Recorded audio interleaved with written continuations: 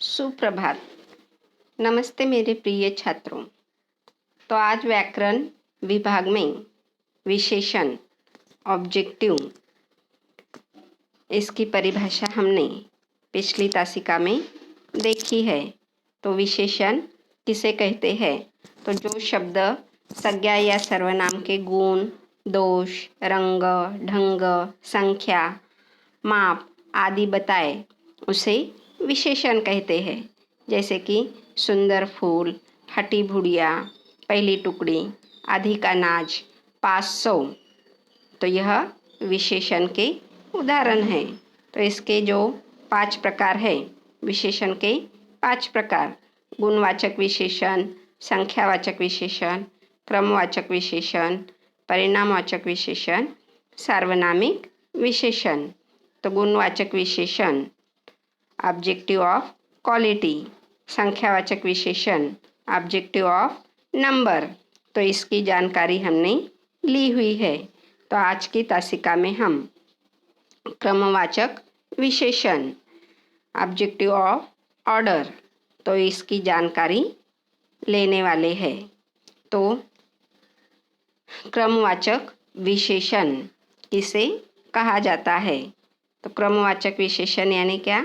तो संज्ञा के क्रम सूचित करने वाले विशेषण को क्रमवाचक विशेषण कहते हैं। अब देखो, क्रमवाचक विशेषण यानी क्या?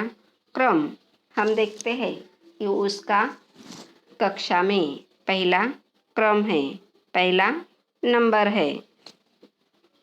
तो यह क्या है? क्रम है। पहला, दूसरा, तीसरा, चौथा, पांचवा, यह क्या है? क्रम है। आज मेरे बेटे का पहला जन्मदिन है। हमने एक शब्द कहा तो वह क्या हुआ है? संख्यावाचक विशेषण। मगर पहला कहा तो वह क्या है? क्रमवाचक विशेषण।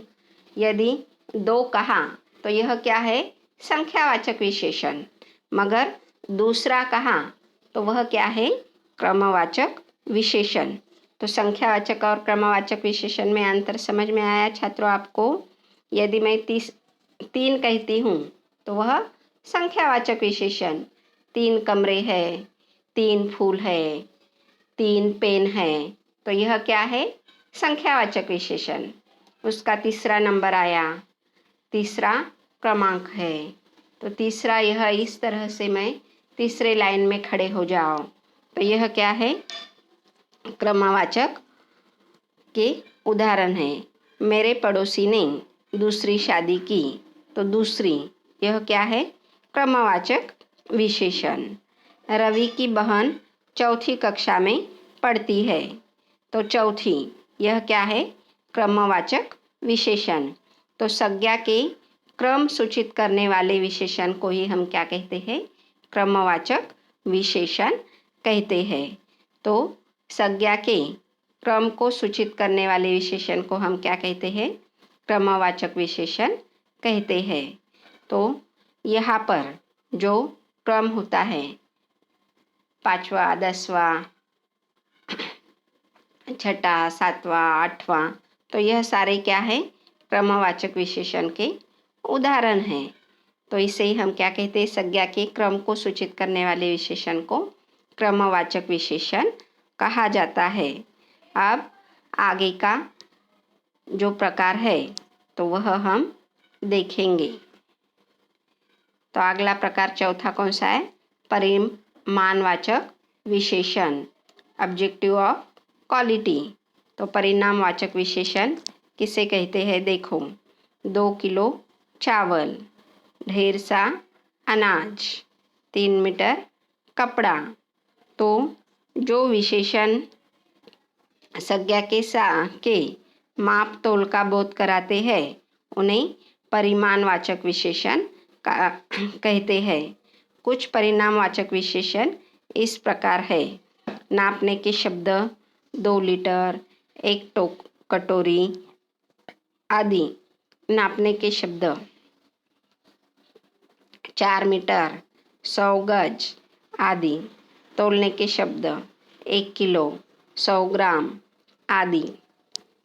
अब देखो उदाहरण: नीलेश अपने घर के लिए कुछ सामान लेने बाजार गया। उसने दुकानदार से कहा, कृपया 5 किलो चीनी, 5 किलो घी, 10 किलो चावल, 10 किलो आटा, 4 लीटर सरसों का तेल और 250 ग्राम हल्दी हमारे घर भिजवा दे। दुकानदार ने सारा सामान भिजवा दिया।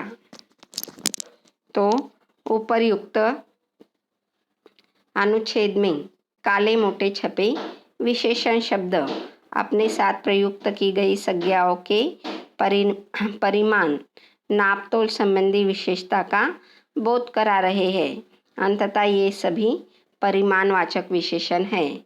तो यह देखो, नीलेश अपने घर के लिए कुछ सामान लेने के लिए दुकानदार के पास जाता है और क्या कहता है, 5 किलो चीनी।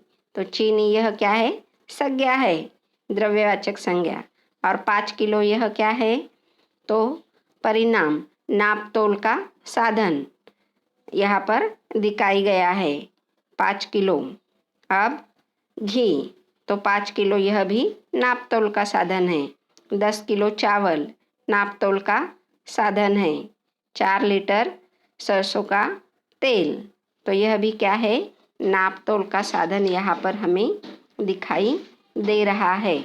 तो जिससे नापतोल परिमाण सूचित होता है उसे ही हम क्या कहते हैं, परिणामवाचक विशेषण कहते हैं। तो परिमाणवाचक विशेषण के भी 2 प्रकार है, निश्चित परिमाणवाचक विशेषण और दूसरा प्रकार है अनिश्चित परिमाणवाचक विशेषण।